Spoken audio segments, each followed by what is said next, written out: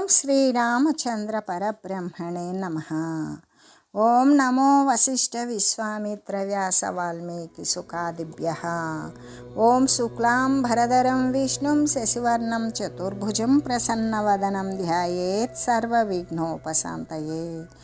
ఓం నమో బ్రహ్మాదిభ్యో బ్రహ్మ విద్యా సంప్రదాయ కర్తృభ్యో వంశ ఋషిభ్యో మహద్భ్యో నమో గురుభ్యః. ఓం శ్రీరామో రామభద్రస్య రామచంద్రస్య శాశ్వతః రాజీవలోచన శ్రీమాన్ రాజేంద్రో రఘుపుంగవః. శ్రీ యోగ వాసిష్టము నిర్వాణ ప్రకరణము పూర్వార్ధము. అంటే సుషుప్తి యందు భవిష్యత్తులో కలగబోయేటువంటి దుష్ట స్వప్నాలు తనలో విలీనం చేసుకొని చిత్స్వరూపుడే అవడం వలన ప్రళయాగ్నిలాగానే బీజభావాన్ని దీపిల్లింపజేస్తూ ఉంటాడు. అంటే స్థావరము మొదలైనటువంటి స్థావర జంగమాది యోనులు యందు ఈ సుషుప్తి అత్యంత దృఢతరమవుతే ఉంటుంది. ఆ కల్పవృక్షము మొదలైనటువంటి యోనులు ఒకంత పుణ్యము కలిగినప్పటికీ కూడా మనుషులకు ఉండేటువంటి జ్ఞానం వాటికి లేదు కదా. అలాగే చిత్తము యొక్క ఏ మందత్వము యొక్క ప్రకర్ష అయితే ఉంటుందో అదే సుషుప్తి. చిత్తము అక్కడ ఏమాత్రము కూడా చురుకుదనం లేకుండా ఉండేటువంటి జాడ్యము మందత్వమే అది ప్రకాశిస్తూ ఉండేటువంటిదే కదా సుషుప్తి అని చెప్పబడుతుంది. అయితే చిత్తభ్రమణమే సంస్మృతి, మళ్ళీ కూడా జన్మించేదానికి చావు పుట్టుకలకు మూలమైనటువంటిది చిత్తభ్రమణమే. కాబట్టి తత్వబోధయే బంధ విముక్తి. అంటే ఏ తత్వమైతే తత్వజ్ఞానము కలిగిందో అదే ఈ యొక్క జీవబంధము అనేటువంటి దాని నుండి విడివిడ చేసేటట్టుది. అలాగే ఈ తురీయావస్థయే జాగ్రత్త అవస్థ అని సుషుప్తి దృష్టిని అనుసరించి జాగ్రత్త యందు కూడా ఈ విధంగా తత్వజ్ఞానాన్ని పొందాలి అని చెప్పబడుతూ, ఇంకా కూడా జీవుని యొక్క జ్ఞానమే కదా ముక్తి అని చెప్పబడుతూ ఉన్నది.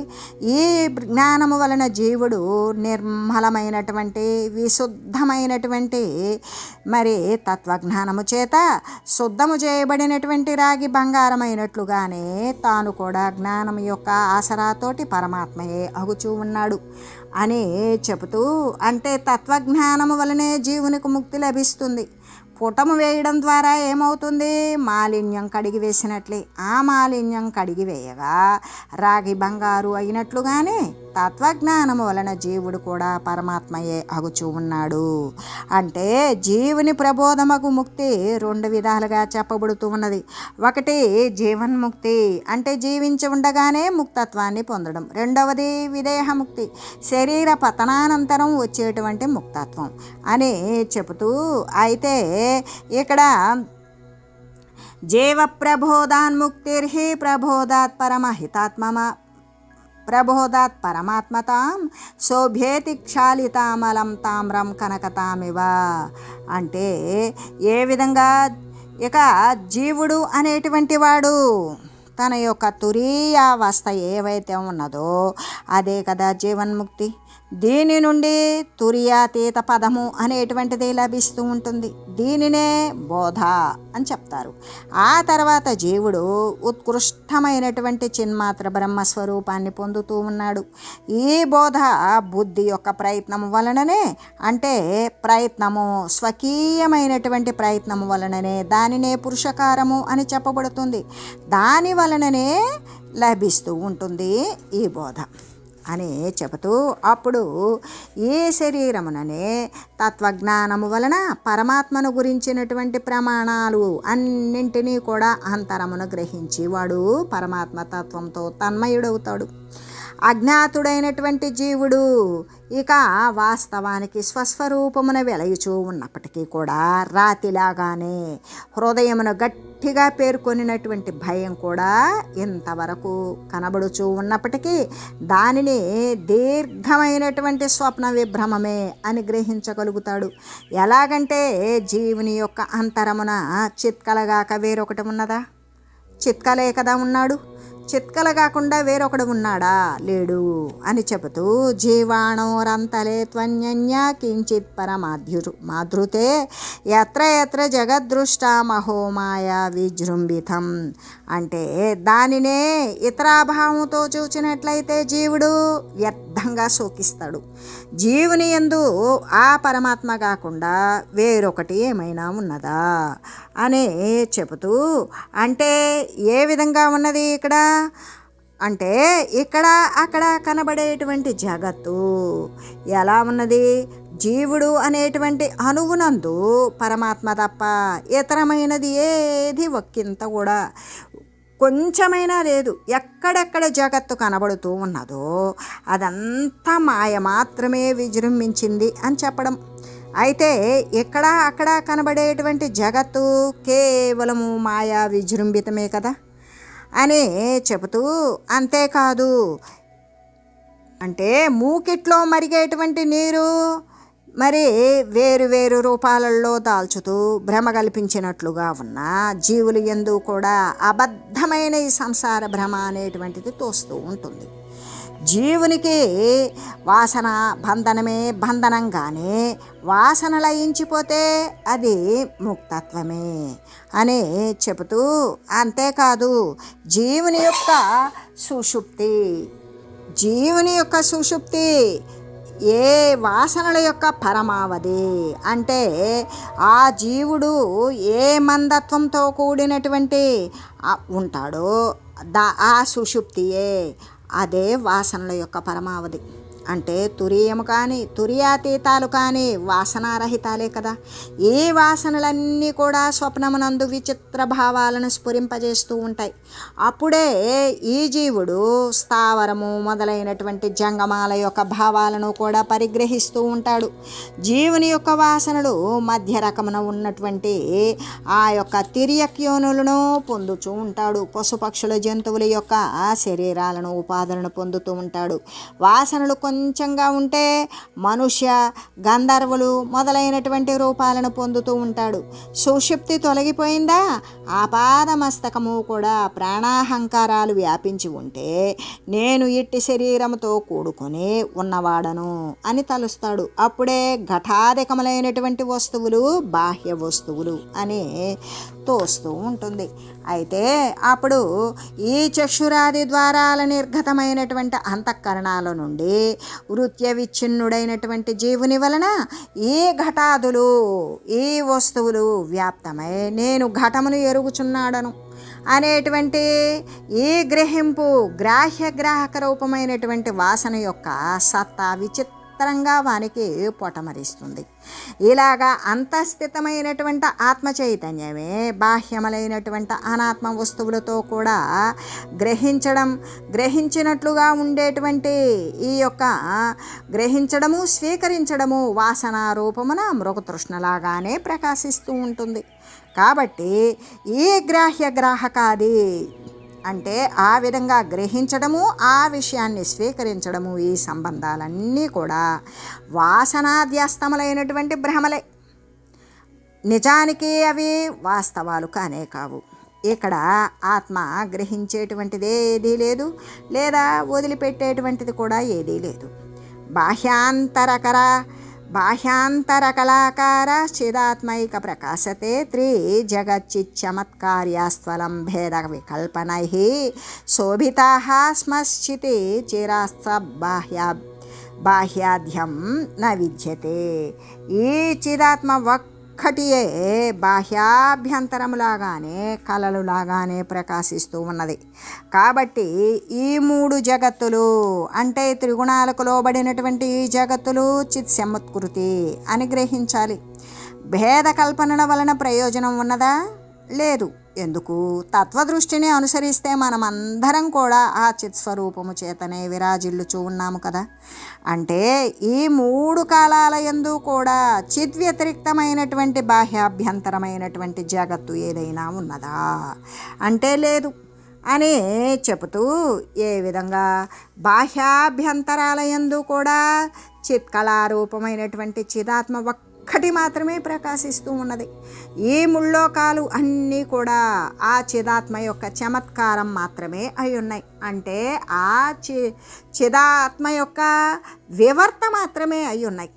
కాబట్టి ఇక్కడ భేద కల్పనలు కనిపించడం అనేటువంటిది, గావించడం అనేటువంటిది వ్యర్థమే. మేము చిరకాలము నుండి కూడా తత్వజ్ఞానము కలిగి చిదాత్మయందే విరాజిల్లుచూ ఉన్నాం కదా. మా యొక్క అనుభవాన్ని బట్టి చూస్తే ఈ బాహ్యాభ్యంతర దృశ్య జగత్తు వాస్తవంగా లేనే లేదు. అంటే చిదాత్మ ఒక్కటి మాత్రమే ఉన్నది అని భావిస్తూ అబ్ధిర్యథా జలమపాస్త సమస్తభేద ఖాదచ్చమేవ సకలం ద్రవమేక శుద్ధం సర్వం తదేదమాపహస్థిత భేదజాత మాధ్యం పరం పదమనామయమేవ బుద్ధం. నిజానికి ఆలోచించి చూచినట్లయితే సముద్రమున తరంగాలు బుద్బుదాలు ఏవైనా ఉన్నవా? నీరు కంటే వేరైన పదార్థము లేనే లేదు. ఆకాశము కంటే కూడా నిర్మలమైనటువంటి నీరు ఒక్కటే ఉన్నది అని తెలియగలుగుతాం కదా. అలాగే జగత్తును గురించి ఆలోచించి చూసినట్లయితే ఇందులో వాసనలు అవస్థలు మొదలైనటువంటి భేదాలు ఏమైనా ఉన్నవా? లేవు. అంటే అనామయమును ఏమీ లేనిది ఆద్యమును అయినటువంటి పరమపదమే అని గ్రహించగలుగుతాము అని చెబుతూ జీవకాని మనోదేహ పుర్యష్టకమితి బ్రహ్మ అబోధాదేవ బోధేతు బ్రహ్మైవైకామితిర్యతే. జీవుడు మనస్సు శరీరము ఇంద్రియాలు పుర్యష్టకము అనేటువంటి భ్రమ అజ్ఞానం వలననే కలుగుచూ ఉన్నది అని జ్ఞాన దృష్టికి బ్రహ్మమొక్కటియే వెలయుచూ ఉన్నది అని ఈ నిర్వాణ ప్రకరణమునందు ఈ పూర్వార్ధములో ఇంద్రియార్థోపలంభ విచారము అనేటువంటి దానిని గురించి తెలియజేసి ఇంకా కూడా శ్రీ వశిష్ఠ గురుదేవులు ఇలా చెప్తూ ఉన్నారు. యాజీవస్యాదిత స్వప్నో నానా కలన కోమల తమిమం విద్ధి సంసారం నా సత్యం నాప్య సన్మయం. ఏమని? ప్రతి జీవుని యొక్క స్వప్న ప్రపంచము వేరువేరుగాను, ఈ జగత్ ప్రపంచము ఒకే విధంగాను ఉన్నది. అందరికీ కూడా ఒకే విధంగా కనబడేటువంటి ఈ జాగ్రత్త అవస్థ స్వప్నం ఎట్లా అవుతుంది అని నువ్వు తలస్తావేమో. అలా తలంచవద్దు. ఎందుకంటే ప్రథమ జీవుడు, మొట్టమొదటి జీవుడు సర్వజీవ సమిష్టియును అయినటువంటి ఆ హిరణ్య గర్భుని యొక్క స్వప్నమే మన యొక్క జాగ్రత్త అవస్థ. ఇదే కల్పిత సంసారము, ఇది సత్యము కాదు. పోనీ అసత్యమా అంటే అసత్యం కూడా కాదు. సమిష్టి జీవుని స్వప్నము వేష్టి జీవుని స్వప్నము వంటిది కాదు. మన యొక్క జాగ్రత్త భావములన్నీ కూడా అతని యొక్క జాగ్రత్త స్వప్నాలే కాబట్టి వీటికి కూడా స్వప్న పదార్థాలకు కూడా ఏమీ భేదం లేదు. అయితే ఓ జ్ఞాని శ్రేష్ఠ, ఆ సత్యమును ఆ వస్తువును అగు ఈ సమిష్టి జీవుని స్వప్నము దీర్ఘమై కనబడుతూ ఉన్నది, పెద్దదై వెలయుచూ ఉన్నది. మన స్వప్నం వలె క్షణములో నశించిపోవడం లేదు. అందువలన ఒకంత సత్యముగా తోచడానికి ఆశ్చర్యం కాదు కదా. అంటే పాపరహితుడా, ఒక స్వప్నాన్ని చూసి మరి ఒక స్వప్నాన్ని చూసినట్లుగానే, ఒక స్వప్నం అనుభవించి మరి ఒక స్వప్నాన్ని అనుభవిస్తున్నట్లుగానే హిరణ్య గర్భుని కల్పన వలన జీవించి ఈ జీవులందరూ కూడా జాగ్రత్త అనబడేటువంటి అసత్యాన్నే చూస్తూ ఉన్నారు. హిరణ్య గర్భుని కల్పన మహిమ ఇటువంటిదే కదా అని చెబుతూ వశ్చ ఆ జడమైన, జడము అంటే మరి కదిలేటువంటిది కాదు. ఆ జడము అంటే చైతన్యం మాత్రమే.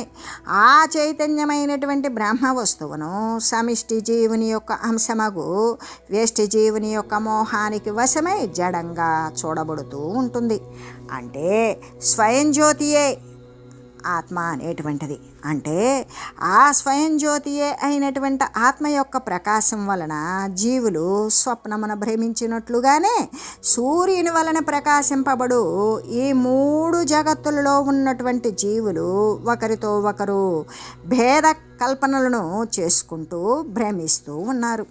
ఈ భ్రమకు మూల కారణుడు సమిష్టి జీవుడు సర్వవ్యాపియు అనంతుడు అవడం వలన ఆ వ్యష్టి జీవులు ఏ ఏ కల్పనను చేస్తూ ఉన్నారో అవన్నీ కూడా సత్యంగానే తోస్తూ ఉన్నవి.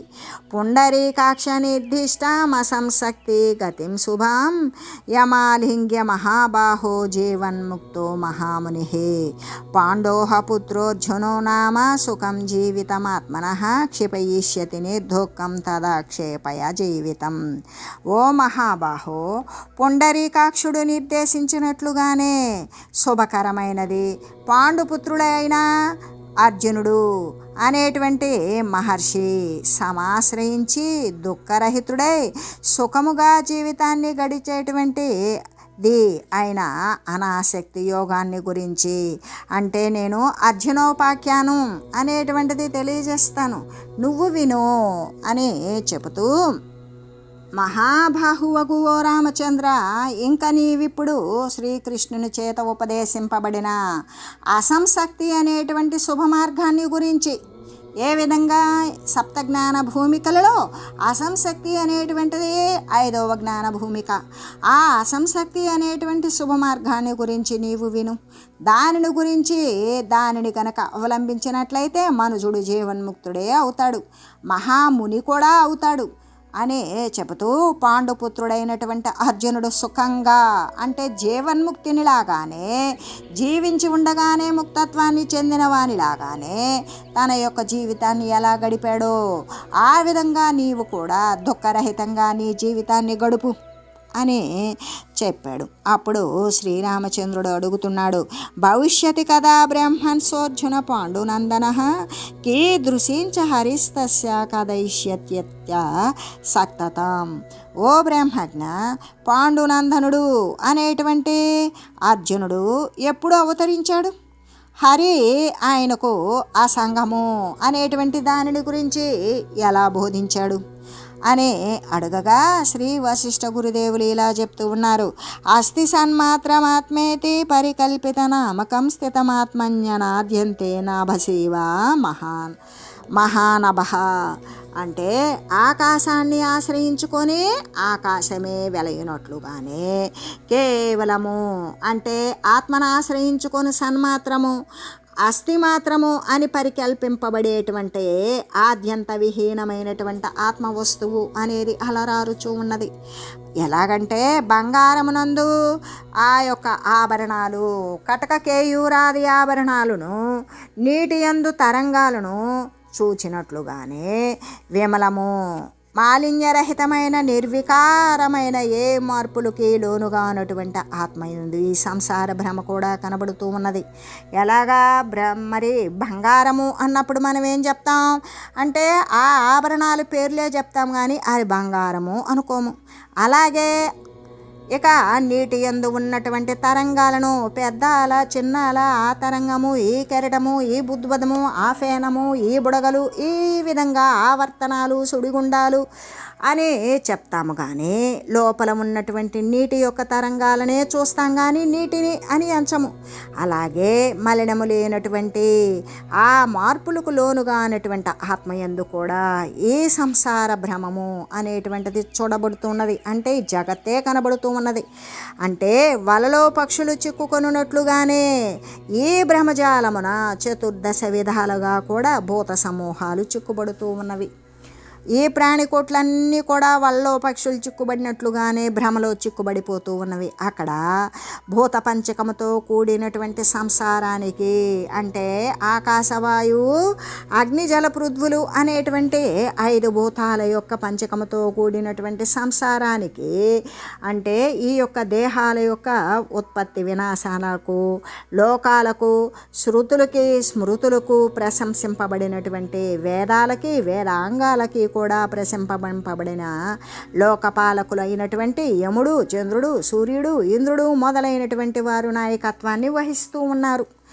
ఇది పుణ్యమని ఇది గ్రహించవలసినదని ఇది పాపమని ఇది వదలవలసిందని అనేటువంటి స్వసంకల్పాల వలననే కలిగేటువంటి జ్ఞానము చేత వారు స్వాధికార రూపమైనటువంటి మర్యాదను స్థాపిస్తూ ఉన్నారు. కాబట్టి ఓ అనగా ఓ పాపరహితుడా, అప్పటి నుండి ఇంతవరకు కూడా యముడు వాని యొక్క కర్మ ప్రవాహమున పడి కొండలాగా స్థిరమైనటువంటి చిత్తముతోడనే ఉన్నాడు. ఇంకా భగవంతుడగు యముడు ప్రతి ద్వాపర యుగాంతమున కూడా ప్రాణులను హింసించుట వలన కలిగేటువంటి పాపానికి భయపడి తపస్సును చేస్తూ ఉంటాడు. ఒకప్పుడు 8 ఏళ్ళు చేస్తాడు, మరొకప్పుడు 10 లేక 12 ఏళ్ళు చేస్తాడు, మరొకప్పుడు 5 లేక 7 ఏళ్ళు చేస్తాడు, ఇంకొకసారి 16 సంవత్సరాలు తపస్సు చేస్తాడు. ఇలా తపోనియతుడై యముడు ఉదాసీన్యమును వహింపగా మృత్యువు ఈ జగత్తునందలి ఏ ప్రాణిని కూడా హింసింపడు. అందువలన భూమండలము వర్షాకాలమున స్వేదయుక్తమగు మదగజమును మశకములు ఆశ్రయించినట్లుగానే బహు విధములైనటువంటి జీవులతో నిండిపోయి ఉంటుంది. ఎందుకు? యముడు లేడు, మృత్యువురాల సర్వజీవకోట్లు పుట్టినట్లుగా ఉత్పన్నమవుతూనే ఉన్నవి, కానీ అవి సంహరించబడడం లేదు. అందువలన భూమండలం అంతా కూడా ఎట్లా వర్షాకాలంలో స్వేదయుక్తమైనటువంటి అంటే చెమటతో కూడినటువంటి మదగజాన్ని మరి దోమలు ఆవరించినట్లుగానే బహు విధములైనటువంటి జీవులతోటి భూమండలం అంతా నిండిపోయింది. చావులు లేకపోతే శరీర ఉపాధులు ఎక్కువైపోయినవి. అప్పుడు రామా, ఆ తర్వాత దేవతలు ఈ విచిత్రమైనటువంటి జీవులను భూభారాన్ని తగ్గించాలి అని నానా రకాలైనటువంటి ఉపాయాల చేత సంహారం చేయాలి అనుకుంటున్నారు. ఈ రీతిగా భూభారాన్ని తగ్గించడానికి కొన్ని వేల మార్లు జరిగింది. అనంతములైనటువంటి జగత్తులు భూతాలు కూడా ప్రాణికోట్లు కూడా సంహరించబడినవి. ఇప్పుడున్నటువంటి పితృనాయకుడగు యముడు సూర్యపుత్రుడు. అంటే ఆ యముడు ఎవరు? సూర్యుని యొక్క పుత్రుడు, సాధు. ఇప్పుడు కొన్ని యుగాలు గడిచిపోగా ప్రాణిహింస వలన కలిగినటువంటి పాపాన్ని పోగొట్టుకోవాలి అని ప్రాణులను బాధించడం వలన ప్రాణులను బాధించడం వదిలివేసి 12 సంవత్సరాల కాలము కూడా అతను తపస్సు చేశాడు. అందువలన ఈ లోకమంతా కూడా ఈ భూమృత్యురహితులకు ఈ భూమండలం మీద ఉన్నటువంటి వాళ్ళు మృత్యువు చావు లేకుండా ఉండడం వల్ల మానవులతోటి మరి అడవులతోటి పొదలతోటి కూడా నిండిపోయి భారవంతమే అయిపోతూ ఉంటుంది. ఈ విధంగా దస్యుపరాభూతమును అంటే అజ్ఞానులు ఏ విధంగా నిండిపోయి ఉంటారో దీనైనటువంటి రమణి పతిని ఆశ్రయించినట్లుగానే దస్యుడు వెంటబడితే కనుక మరి స్త్రీ తన భర్తను ఆశ్రయించినట్లుగానే భారమును సహింపజాలక పృథివీ ఏం చేస్తుంది? శ్రీహరిని శరణము పొందుతుంది. హరిదేహద్వయేనాద మహీమహ తరిష్యతి దేవాంశైరఖిలై సార్ధం నరనారాయణం గతై. అప్పుడు శ్రీహరి దేవాంశమునంతటినీ కూడా పరిగ్రహించాడు. నరనారాయణులను 2 రూపాలతో, నరుడు నారాయణుడు అనేటువంటి 2 రూపాలతో కూడా ఆయనే అవతారాన్ని ధరించాడు. వసుదేవ స్తత్యేకో వాసుదేవమితి శృతః దేహ భవిష్యతి హరే ద్వితీయ పాండవోర్జున. అందు ఒక రూపము దేవసుతుడగు వాసుదేవుడని, మరి రెండవది పాండుపుత్రుడగు అర్జునుడు అని ప్రసిద్ధికెక్కింది. ఎలాగంటే ఇక్కడ మున్ముందు శ్రీహరి దేవాంశాన్ని అంతటినీ కూడా పరిగ్రహించాడు కదా. నరనారాయణుడు అనేటువంటి 2 రూపాలతోటి భూమిపై అవతరిస్తాడు. అందులో ఒక రూపము వసుదేవసుతుడైనటువంటి వాసుదేవుడిది, మరి రెండవది పాండుపుత్రుడైనటువంటి అర్జునుడు అని ప్రసిద్ధికెక్కుతుంది అని చెబుతూ, అంతేకాదు ఇంకా ధర్మనందనుడు అనేటువంటి యుధిష్ఠిరుడు అనే పేరుతో ఈ పాండుకుమార్ అంటే పాండురాజు యొక్క జ్యేష్ఠపుత్రుడవుతాడు. సముద్రమేఖల అనేటువంటి భూమికంతటికీ కూడా రాజే, సముద్ర పర్యంతము కూడా ధర్మవేత్తే అవుతాడు అని చెబుతూ, దుర్యోధనమిత్యోత్తస్తస్య భ్రాత పితృవ్యజ భవిష్యతి దృఢద్వంద్వో భీమో బభ్రూ రహేరివ. దుర్యోధనుడు అనేటువంటి అతడు ఆయన పితృవ్యపుత్రుడే అవుతాడు. అతనికి భీమునికి కూడా అంటే సర్పము ముంగిస, పాము ముంగిసలకు లాగానే విరోధం అనేటువంటిది కలుగుతూ ఉంటుంది. అంటే దుర్యోధనుడు అనేటువంటి వాడు అతని పినతండ్రి కుమారుడై ఉంటాడు. అతనికి భీమునికి కూడా సర్పానికి ముంగిసకు లాగానే విరోధం కలుగుతూ ఉంటుంది అని చెబుతూ వారు అన్యోన్యం హరతోరుర్వీం తయోహ సంగ్రామలోలయోహ అష్టాదశాత్ర అక్షౌహిణ్యో ఘటిష్వసన్యత్ర భీషణాః. వారు ఒకరినొకరు ఓడించుకుంటారు. భూమండలాన్ని పొందడానికి 18 అక్షౌహిణుల సైన్యాన్ని కూడా సమకూరుస్తారు. ఆ తర్వాత వాళ్ళు ఏం చేస్తారు, ఒకరితో ఒకరు ఘర్షణ పడుతూ ఉంటారు. వారు భూమండలమున 18 అంటే 18 భయంకరములైనటువంటి అక్షౌహిణి సైన్యాన్ని యుద్ధం చేయటానికి కూడా వారంతా కూడా సమకూర్చుకుంటారు అని చెబుతూ ఆ తర్వాత రాఘవ ఇక విష్ణువే స్వయంగా గాంధీవధారి అయినటువంటి అర్జున రూపంతోనూ ఆ సైన్యాన్ని సంహరించి భూభారాన్ని తగ్గించి వేస్తాడు. ఆ తర్వాత విష్ణు యొక్క ఆ అర్జున శరీరము ప్రాకృత భావాన్ని పొందగా హర్షామర్షాన్వితమునైన అజ్ఞానయుక్తమును అవుతుంది, అజ్ఞానంతో కూడిపోతుంది. సేనాద్వయగతాన్ దృష్ట్వా స్వజనాన్ మరణోన్ముఖాన్ విషాదమేష్యత్యుద్యోగం యుద్ధాయన కరిష్యతి. ఇలాగా ఇరువాగుల యందు ఉన్నటువంటి తన బంధువులను చూచి అర్జునుడు విషాదాన్ని పొందుతాడు, యుద్ధ ప్రయత్నాన్ని చేయడు. అంటే ఇరుపక్షాల ఉన్నటువంటి తన బంధువులను చూస్తాడు. అర్జునుడు విషాదాన్ని, బాధను పొందుతాడు, యుద్ధ ప్రయత్నాన్ని మానివేస్తాడు అని చెబుతూ ఎలాగంటే ఇక ఇరుపక్షాల వైపు ఉన్నటువంటి తన బంధువులను చూశాడు కదా అర్జునుడు, చాలా బాధన పొంది అతడు యుద్ధ ప్రయత్నాన్ని చేయకుండా ఉంటాడు.